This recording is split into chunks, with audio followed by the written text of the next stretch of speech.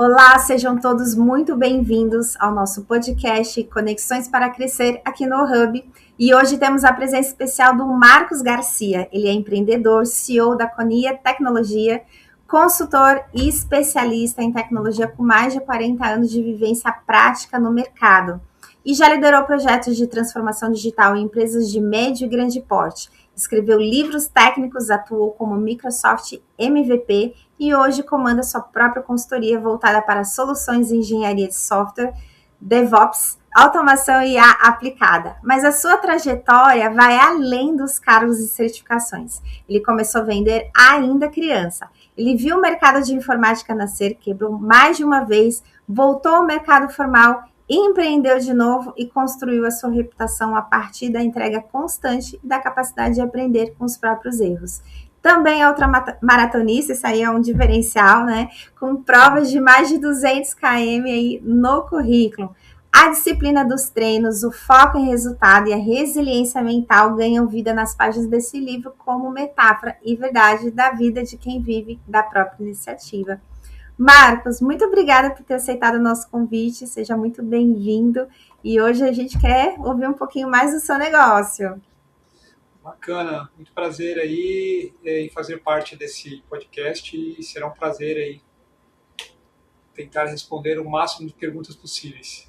Legal. Então, hoje a gente vai falar um pouquinho, né, de mercado e modernização de aplicações de TI, né? Então, conta pra gente um pouquinho, Marcos, quais foram as mudanças mais impactantes no mercado de tecnologia nos últimos anos, que você percebe, assim, que aceleraram a necessidade de modernização das aplicações? É interessante, tem mudança que não para mais, né? Basicamente, eu acredito na combinação de três coisas que mudaram, estão mudando constantemente, que é a questão da cloud hoje em dia estar mais madura, a inteligência artificial está entrando forte e isso não tem como negar, né? Em todas as áreas a IA entrou com força e a pressão por velocidade. Antes, as questões relacionadas à modernização eram muito opcional.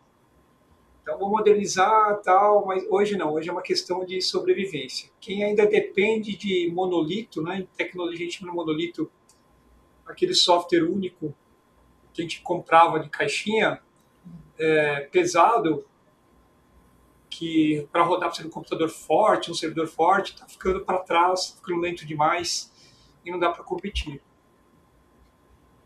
Nossa, bastante Isso. coisa, né? Bom, e na sua visão, Marcos, como o avanço da transformação digital influenciou a forma como as empresas encaram seus sistemas legados? Bom, legado é uma coisa que não vai terminar nunca, né? Então, a vida de IA não vai acabar com legado, as empresas têm muito legado ainda. Hoje, as empresas elas começam a perceber que o problema nunca foi só tecnologia, é uma questão cultural, né? Processos, pessoas e ferramentas. Então, processos, pessoas e integrações. Uhum. Então, a gente tem que treinar muito as pessoas, a gente precisa promover os processos e flexibilizá-los de uma maneira que caiba dentro da minha empresa e mudar o máximo possível culturalmente sua empresa, integrar com outros sistemas existentes. Então, o sistema legado ele deixou de ser uma espécie de ativo, né? E um ativo até de certa forma estratégico e virou realmente um gargalo operacional. Então, não dá mais para viver com um legado na empresa porque nós temos IA rodando na velocidade, temos tudo rodando na velocidade, eu tenho um monolito, eu tenho um legado rodando em outra velocidade aqui, que acaba se tornando uma âncora para o meu negócio. Né? Certo. E na sua visão, Marcos, qual foi a mudança mais significativa no comportamento das empresas em relação à modernização das suas aplicações? Essa é uma outra pergunta bem interessante. Né? Até um tempo atrás, quando a gente falava em legado, em software legado, a gente falava muito com os diretores de empresa, com gestores de desenvolvimento de software, sempre a ideia foi, vamos reescrever tudo, vamos começar do zero todo o meu desenvolvimento novamente. E hoje, esse paradigma quebrou um pouco. Então, hoje, todo mundo quer fazer uma evolução com IA. Né? Então, eu não quero só evoluir, eu quero colocar IA no meu negócio. Mas e aí, será que o teu negócio está preparado com processo, cultura e integração para receber IA? Hoje, o comportamento das empresas tem virado muito para API first. Né? O que significa isso? Eu tenho o meu software, eu tenho o meu banco, eu tenho o meu sistema e as minhas APIs estão abertas, ou seja, o meu código, entre aspas, tem partes dele que estão plugáveis para a sua aplicação. Um exemplo disso é uma coisa de legado que todo mundo sempre fez, que é o tal da emissão do boleto no teu sistema. Né? Então, eu faço a emissão do boleto, depois eu faço uma conciliação bancária, tudo isso envolvia humano. E já faz um bom tempo que as conciliações bancárias, entre outras coisas, já se tornaram automáticas. E agora está mais atraente ainda e está disponível para nós, simples mortais, de donos de conta de pessoa física. Um exemplo disso é quando você está lá no seu app de pessoa física e tem aquela famosa perguntinha, traga os seus saldos da conta XPTO que você tem em outro banco para cá, para a gente melhorar o teu crédito. Isso daí é um exemplo de API aberta. Né? Então, essa mudança de comportamento vem tornando a modernização progressiva e o foco em resultado tem se tornado cada dia mais rápido. Né? Nossa, interessante. E quais os principais gargalos que você percebe que as empresas brasileiras estão enfrentando ao iniciar um processo de modernização tecnológica, Marcos? Bom, primeiro que no Brasil a gente tem, claro que pegando uma fatia pequena, onde são empresas que são multinacionais e traz muito processo de fora, muito conhecimento de fora. Então, para uma série ainda de arquitetura de desenvolvimento de sistema claro. Então, se começam muitas coisas, né? O Brasil tem muitas iniciativas, as empresas de software, as empresas em si começam muitas coisas, mas crescem desorganizadamente. Então, falta uma arquitetura clara de desenvolvimento de software nas empresas. Os times de desenvolvimento, eles não têm prática de DevOps, ou seja, DevOps é desenvolvimento e operações. Né? Então, o time que desenvolve e publica em operação os seus desenvolvimentos ainda não tem uma prática clara de como fazer isso. De novo, né, existe uma parcela do mercado que faz isso com maestria, mas a grande maioria não faz. A gente tem um problema muito grande ainda com sistemas sem documentação. Então, se desenvolve algo, mas não gera documentação, porque documentação é besteira. Testar é perder dinheiro. Então, diversas vezes nos projetos de software, a gente verifica que quando começa a faltar dinheiro no projeto, a primeira coisa que corta é a documentação. E depois, na hora que o dinheiro da documentação acabou, começa a cortar os testes também. Vou pôr em produção logo que eu preciso ganhar dinheiro com isso. E é loucura, então, né? Porque pode ter vários erros ainda, né? Exatamente. E aí, o último ponto de gargalo é a cultura. A cultura no Brasil ainda é muito reativa. Né? Não se tem um desenvolvimento de software realmente pontual para aquele nicho, para aquela necessidade. Não se tem uma especialização. Ainda se é muito generalista e acaba se fazendo coisas muito abertas. Né? Então, esses são, na minha visão, né, de mercado, que a gente percebe com diversos clientes, são os principais pontos de gargalo. Entendi. E você acredita que existe uma dissonância entre o que as áreas de negócio precisam hoje e o que os sistemas legados conseguem efetivamente entregar? Totalmente, não tenho a dúvida. O negócio ele sempre quer velocidade e integração. O legado faz o contrário, ele traz rigidez e custo alto de mudança, então fica complicado. Né? Então, como que eu consigo prover velocidade para o meu negócio, integrações cada vez mais amplas, se o legado ele é pesado, ele é fechado, ele é um monolito. Então, modernizar, de novo, né, o que a gente falou no começo, não é uma opção. Não é se, é quando e já se perdeu tempo. Nossa. E assim, Marcos, de que forma que você percebe que a falta de integração entre aplicações impacta a competitividade e a escalabilidade das organizações? Então, é o conceito da ilha, né? Empresas sem integrar nada hoje viram uma ilha. Não tem jeito. Né? Os dados não se conversam, decisões acabam atrasando, escalabilidade principalmente trava. Então, se não dá para pensar hoje em desenvolvimento de software, não pensar em integração. Uhum. Porque hoje o mercado está tão amplo e está tão simples você criar integrações que é inconcebível hoje eu pensar, por exemplo, em desenvolver o meu aplicativo e não soltar notificações, por exemplo, no WhatsApp. Né? Aquela velha vantagem que eu tinha de disparar um SMS quando uma transação foi feita, nem todo mundo usa SMS no Brasil. Uhum. Aliás, no Brasil, o Brasil acho que é um dos maiores consumidores de WhatsApp do mundo, né? Sim, O americano ele usa muito os chats do próprio iPhone, usa muito SMS. O americano tem essa cultura, o brasileiro não tem, né? engraçado, Então, né? a integração é muito importante.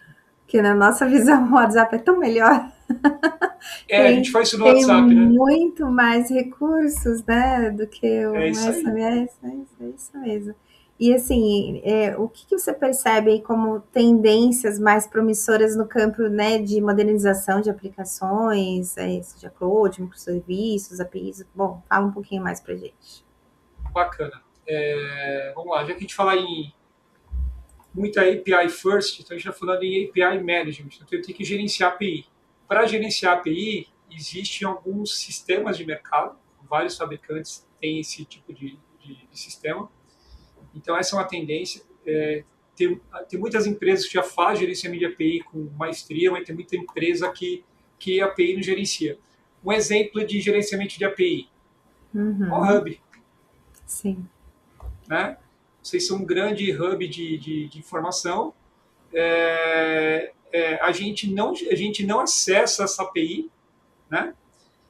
Diretamente, a gente consome ela via e-mail que nós recebemos, via o site que a gente acessa, né? Mas, com certeza, é Tem um muitas. diferencial. Então, É, não tem como, né? sim. A questão dos microserviços, né, pragmáticos, sem hype de mercado, microserviço hoje é uma tendência, não tem como escapar. Plataforma de engenharia, então, quanto mais a gente cresce com gerenciamento de API, a gente cresce também com engenharia de software, com as plataformas, então a gente tem que consumir cada vez mais plataformas prontas. Então a gente pega os grandes players de mercado, aí, por exemplo, AWS, Microsoft Azure, GCP, que é o Google Cloud, pega Huawei, pega Oracle Cloud, todos esses caras têm uma plataforma de engenharia muito robusta que a gente pode estar consumindo. Usar o DevSecOps, né, que você tem que falar muito de DevOps, que é desenvolvimento de operações, o Sec é a parte de segurança, então não adianta nada implementar algo automático, uma versão nova do meu site automático, do meu aplicativo automático, se eu não implementar segurança. Então, segurança não pode ser uma opção, tem que ser realmente um Sim. fim. Né? E cada dia mais usar IA aplicado ao desenvolvimento. Aí aqui a gente não está falando só de vibe coding, né? O que é o vibe coding? Eu desenvolver com uma plataforma de IA, eu dou uma ideia e ela sai desenvolvendo para mim. A ideia de usar IA aplicada ao ciclo de desenvolvimento é eu criar pequenos, entre aspas, lotes de código ou frameworks, ou falando a linguagem da IA, eu fazendo prompts que o meu time possa utilizar para já ganhar tempo no desenvolvimento. Né? Então, a nossa visão de code do dia a dia que a gente trabalha com o mercado é muito, muito nisso. Né? Então, a Uhum. gente sente que essa é uma tendência que tem realmente uma chance de ser bem promissora. No caso, você está falando que a Yala consegue ajudar vocês a fazer uma parte mais grossa ali do desenvolvimento, seria isso? Esse conceito de ganhar tempo no desenvolvimento já existe há muito tempo. Né? Legal. Já existe há mais de 20 anos. Mas a IA ela vem para otimizar o trabalho do desenvolvedor. Por exemplo, antigamente a gente falava muito em pair programming. Então eu tinha do meu lado um outro programador, eu era o piloto, o outro programador era um copiloto. Uhum. Então eu vou desenvolvendo, o copiloto, o pair programming, o outro programador vai lá e vai vendo, não, cara, dá para melhorar aqui, dá para melhorar lá. Bem Marcos, ó, dá para refinando mexer para aqui. você. Alguns players de mercado construíram os seus copilotos com IA. Então, esse copiloto hoje é um dev sênior que está automaticamente analisando tudo que está fazendo e dando sugestões. Olha, bem legal. E isso é bem interessante. Isso para o desenvolvedor ele acaba ajudando muito. Né? Isso é E o o mínimo que fato faz de, hoje. eu pensei que era o contrário, né? Que ele fazia, vamos dizer assim, a parte mais grosseira e você que vinha refinando, né? Mas se parar para pensar, como a gente sabe que a IA ainda tem aquelas questões de inventar, né? Vai que ela inventa um código, né? Se o profissional não for muito bom, talvez não identifique, É né? o que a gente chama de alucinação da IA, né? Então, corre esse risco ainda. Não, vai ter que tomar cuidado, né? E, Marcos, você acredita que a modernização total dos sistemas legados é uma necessidade urgente ou ainda é tratada como prioridade secundária nas empresas? A necessidade é urgente, é para ontem. Se você quer crescer, modernizar é a prioridade principal. É prioridade secundária para quem ainda não sentiu o impacto de concorrência. Então, você tem um nicho de mercado, você só você no mercado, ok. Mas a gente sabe que vai cair. Né? Ninguém reina a vida inteira, o século inteiro, 2 séculos, vai cair. Então, quem tem um concorrente sequer, já precisa modernizar. Já tem que acelerar, tem que pensar em como melhorar tudo isso. Né? Nossa, quem não está com o seu mercado saturado? A pergunta aqui não Exatamente. quer calar, porque hoje praticamente, né, tá tudo, O tempo todo, né? tudo, né, o tempo inteiro. Todo mundo está reclamando de, meu Deus, muita gente fazendo, né, é um desafio. É verdade. Marcos, como o crescimento do trabalho remoto e dos ecossistemas digitais tem influenciado a urgência pela modernização dessas aplicações? Bacana. Bom, o trabalho remoto acelerou muito tudo isso. Tá? Os sistemas antigos eles não foram feitos para colaboração distribuída. Então, de novo, eu preciso modernizar. Então, um exemplo típico é o modelo tradicional de trabalho, principalmente em desenvolvimento de software, em qualquer lugar, né? Tá todo mundo junto lá, em várias baias, todo mundo junto. Pô, fulano, você alterou tal coisa, cicrano, você fez outra coisa para mim aqui. Pô, você quer dar uma olhadinha, cola aqui do meu lado. Então, esse dinamismo do presencial a gente não tem. Uhum. Mas o trabalho remoto, ele promoveu o foco. Então, se você tem realmente profissionais que estão engajados com a entrega e não com o tempo de trabalho, o trabalho remoto realmente acelera muito. E sistemas antigos, quando eu tenho que colocar 10 pessoas simultaneamente para alterar o mesmo sistema, é mais complicado. Então eu tenho que refazer, tenho que retrabalhar, por isso que a gente falou antes lá de um trabalho baseado em microsistemas, gerenciamento de APIs, tudo isso ajuda muito. DevSecOps ajuda muito nisso tudo também. Então é nessa linha, tá? Legal. E assim, de forma prática, como a IA, né, já está sendo aplicada em processos de modernização da aplicação? Você contou um pouquinho aí para gente, né, que ele vinha Isso. refinando, mas traz um pouquinho mais de detalhes para gente. Bacana. Refatoração de código, isso é um fato que é primordial. A refatoração de código, muitas vezes, ela se reflete no teu dia a dia de usuário final, quando algo que você acessou ontem hoje está mais rápido. Isso é um exemplo de refatoração. Estou refatorando o código para se tornar mais rápido, mais seguro, mais legível. Né? Uhum. Análise de débito técnicos, que é muito importante também, porque todo mundo que desenvolve acaba gerando débito. Tipo, estou fazendo isso aqui, mas eu já sei que eu vou ter que refazer outra coisa. Estou fazendo outra coisa aqui que tem uma partezinha que eu vou ter que mexer. Então, isso são débitos técnicos. Então, a IA ajuda muito em análise de débito técnico. Outra coisa muito importante que a gente falou antes, documentação automatizada. Então, Uhum. aquela etapa de documentar tudo que eu fazia antigamente com o humano, hoje a IA gera documentação automatizada para mim no tom, na qualidade que eu escolher. Isso ajuda demais. E, principalmente, geração de testes e testes não viciados. Um exemplo de teste viciado. Eu sou desenvolvedor de um aplicativo de banco, então toda vez eu clico no ícone do banco, abro, coloco usuário e senha, dou Enter e automaticamente vou olhar meu saldo. Legal. Aí vai a Ingrid, coloca o usuário e senha e não vai ver o saldo, vai verificar o que ela tem de empréstimos possíveis.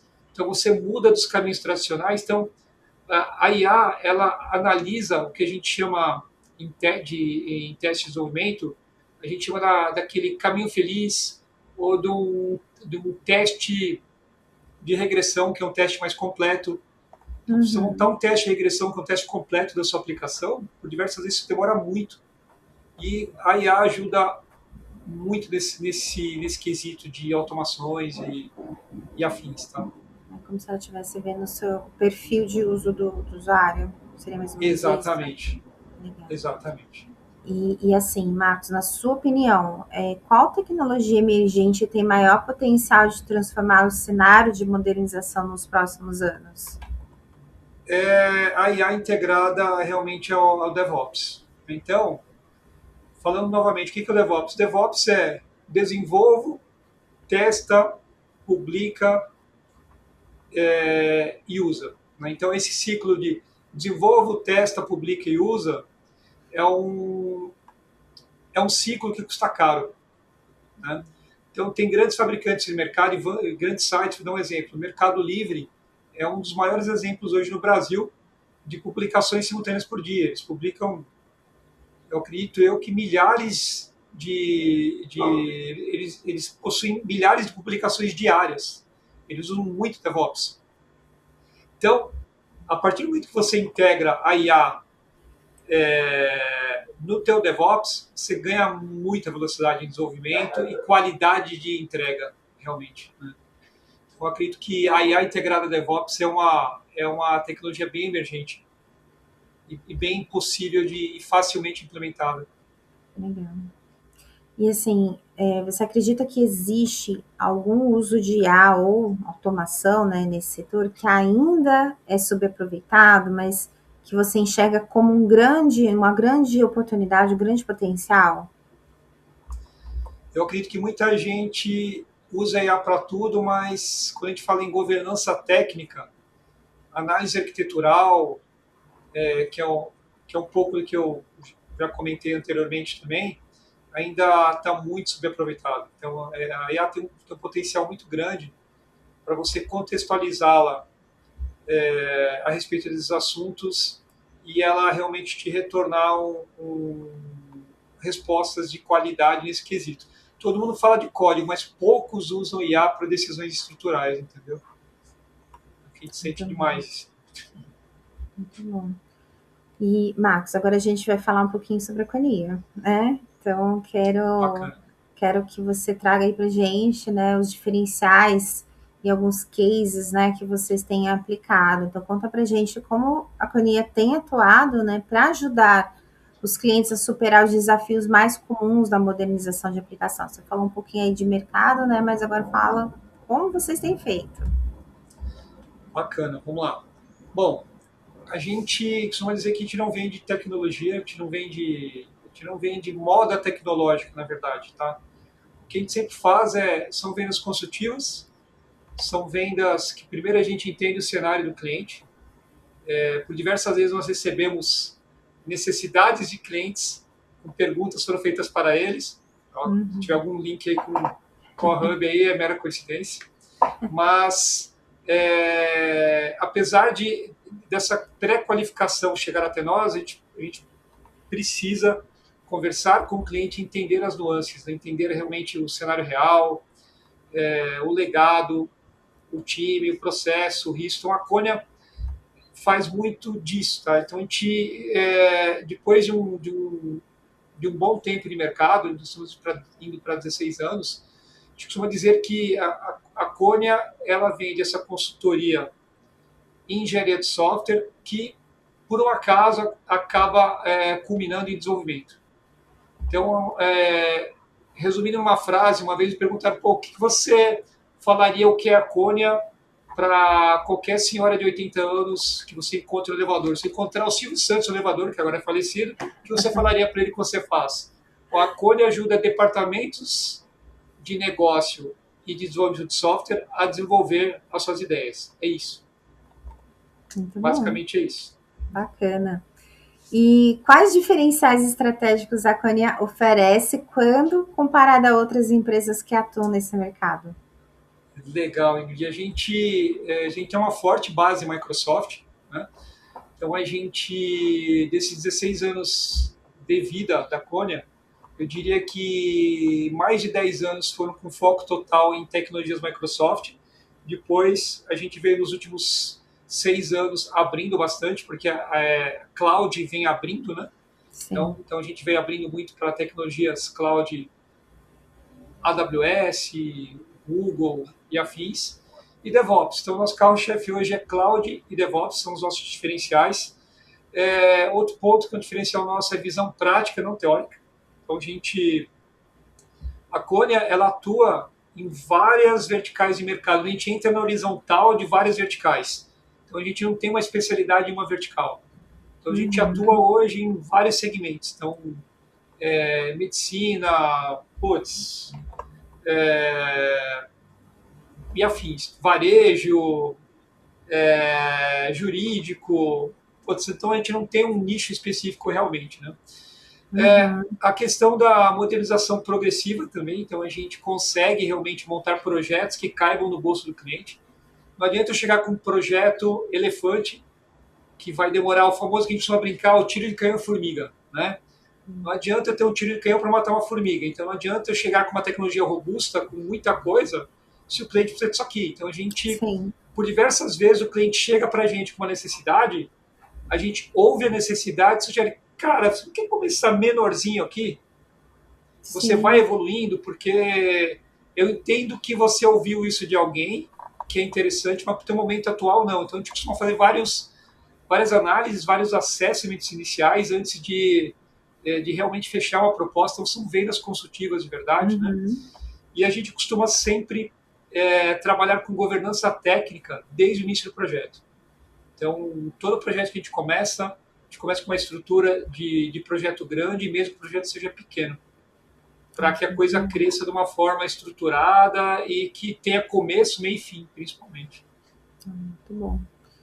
E Marcos, você pode compartilhar alguma iniciativa ou inovação, né, que a Cônia implementou para se antecipar às tendências de modernização tecnológica? Bacana. Bom, a gente vem combinando IA com modernização de plataformas corporativas já há um tempo. Né? Então, não só desenvolvedor novo, mas não só para desenvolvimentos novos, desenvolver coisas novas, mas acelerar aí a evolução do que já existe. Né? Então, por diversas vezes, nós pegamos, como eu disse, clientes que chegam para a gente e falam, olha, eu quero implementar IA, mas a gente analisando o cenário do cliente fala, olha, teu problema antes da IA, teu desafio maior é automatizar. Então a gente percebe que o mercado ainda precisa de muita automação e não de muita IA. Então essa confusão que se faz com o hype da IA acaba apagando um pouco a necessidade de automação. Mas basicamente as iniciativas da Cônia hoje elas estão focadas em muito desenvolvimento baseado em IA, que usa a IA como um apoio, mas por diversas vezes são iniciativas diversas. Né? Então, hoje, como eu disse, a gente tem ajudado, por exemplo, setores de radiologia de empresa, de hospitais, a gente vem ajudando setores de logística com IA, a gente vem ajudando departamentos jurídicos com IA, né? Departamentos comerciais com IA. Então, tem muita iniciativa e todas elas são geralmente tem esse aporte de IA envolvido. Legal. Aplica em muitos negócios, né? Exatamente. Hoje, na verdade, toda aquela parte de analytics que se falava muito até um tempo atrás, Uhum. ela veio que migrando naturalmente para IA, né? É que todo mundo está buscando. Marcos, e quais tecnologias a Cônia tem adotado para otimizar a modernização de aplicações? Bacana. Bom, como eu já falei, né? Então, em termos de nuvem, todas, né? Então, está falando de Azure, AWS, Google, Oracle, Huawei, todas essas nuvens são nuvens que a gente utiliza muito, então é uma das tecnologias que a gente utiliza muito. As APIs, a parte de containerização, né? DevOps, esses copilots, né? Que são esses copilotos para ajudar nos desenvolvimentos, automação e muita IA aplicada em engenharia. Então, basicamente, em linhas gerais, são as tecnologias que a gente utiliza no dia a dia. Legal. E quais resultados práticos os seus clientes têm percebido após a modernização conduzida pela Cônia? Bacana. Bom, obviamente, entregas mais rápidas, uma vez que você moderniza. É um ponto importante, eu falo para ter um parênteses. A questão da modernização, ela não é um turnkey. Ela vai acontecer numa jornada. Sim. Então, toda modernização, antes, ela é precedida por um assessment, por uma análise de ambiente, onde a gente tira uma foto do ambiente do cliente, a gente mostra para o cliente depois o estado da arte que tem no mercado, em linhas gerais, ele verifica tudo que tem de novidade no mercado, aí a gente ajuda a quatro mãos o cliente a escolher aquilo que tem de estado da arte que faz sentido para ele. Então a gente tem a foto do início, como ele está hoje, aonde ele quer chegar, e esse meio que é o gap é justamente o projeto de transformação digital dele. Então, uma vez que a gente implementa essa jornada, obviamente você tem entrega mais rápida, você tem menos retrabalho, você tem visibilidade real do pipeline do cliente, né? E o principal, reduz o custo operacional. A redução do custo operacional é uma consequência natural. Se fala muito em FinOps no mercado, mas se executa pouquíssimo FinOps no mercado. Todo mundo faz curso de FinOps, mas ninguém consegue colocar em prática de uma forma efetiva. Por quê? Porque eu tenho que fazer um assessment. Para eu fazer um FinOps, eu tenho que entender o que é FinOps e tenho que entender como está meu ambiente hoje. Será que essa feature aqui que eu estou utilizando tem uma mais barata do concorrente, que tem o mesmo peso, velocidade, ou perde um pouquinho no requisito que não faz falta para mim? Então, essas análises são cruciais para você reduzir o custo operacional. E num projeto de modernização, você olha para isso também. Marcos, não precisa falar o nome da empresa, tá? Mas você tem algum case ou um exemplo concreto em que a modernização de aplicações trouxe ganhos relevantes de performance, redução de custos, ou até aumento, né, de competitividade para o cliente? Olha, a gente já teve diversos clientes aí que reduziram, diria que semanas o ciclo para dias após uma estruturação de DevOps, por exemplo, tá? E integrações de API. Isso aí seja para bancos, a gente fez esse tipo de trabalho para vários bancos, bancos internacionais, bancos brasileiros, e vários nichos também, por exemplo, manufatura, varejo, onde a gente implementou algumas automações dentro da engenharia de software que saíram realmente de semanas para minutos. Tá? Então, existem situações onde a gente consegue mudar o ciclo do que eu te falei de desenvolve, testa, publica, né? Desenvolve, testa e publica, de dias para minutos. E isso no mercado em geral é um diferencial competitivo imenso. Então, eu não tenho que esperar amanhã, né? Então, eu faço agora. Eu não dependo do humano tem uma máxima em desenvolvimento de software que a gente diz que nunca se faz uma publicação em ambiente de produção na sexta-feira, que nem agora, 10 para 5 da tarde. Aham. O risco de você ter que virar à noite É e muito virar o final de grande. semana é muito grande. Quando você tem uma automação de cabo a rabo, você não vai ter esse problema. Sim. Então, eu tenho certeza que em empresas como eu te citei aí, dei um exemplo, inclusive, estão gerando vários builds agora para publicar daqui a pouco e ninguém está com medo. Né? Então, Hum. eu acredito que casos concretos tem muitos. Como eu disse, a Cônia está no mercado há 16 anos e já atendeu N cenários, N mercados, e a gente, como eu disse, né, assim, um dos diferenciais nós realmente é ter trabalho na dor dos clientes, nas dores deles. Então, tem muito caso real, e inclusive tem muitos clientes que nos procuram justamente porque, olha, eu ouvi falar que vocês em tal empresa conseguiram implantar tal coisa, teve um ganho de tantos minutos, tantas horas, e eu quero fazer igual aqui. Né? Então, a gente trabalha muito nesses bastidores e acaba tendo muitos casos concretos e casos que a gente pode depois, cliente a cliente, estar divulgando, estar compartilhando com o cliente o próprio case. No nosso site, inclusive, tem vários cases de sucesso que a gente Muito bom. publicou e estão lá realmente à disposição de qualquer um ver. Muito bom. E, Marcos, como a Cônia equilibra inovação tecnológica com segurança, governança e continuidade operacional durante um processo de modernização? Então, isso é um grande desafio, né? Esse equilíbrio entre inovação e segurança é complicadíssimo, na verdade. Então, é assim, tem outro jargão de mercado que a gente diz muito que é modernizar sem ter risco nenhum é difícil. Difícil. Mas você pode amenizar. Então, se você modernizar com governança, você diminui o risco. E esse tipo Uhum. de governança a gente costuma implementar tranquilamente. Então, a gente trabalha muito com arquitetura, trabalha muito com segurança, trabalha muito com processos de arquitetura e de segurança. Então, esse processo contínuo acaba fazendo com que a gente tenha um controle é, governamental, de governança de TI, desde o início do processo, desde o desenho inicial até o final. Então, é muito importante, não adianta você realmente sair com um projeto, aquela frasezinha de uma empresa de pneus lá de trás, né? Velocidade sem controle não é nada, é a mesma coisa. Inovar, inovar sem você realmente ter uma governança, o teu risco é de 100%. Sim, sim, com certeza.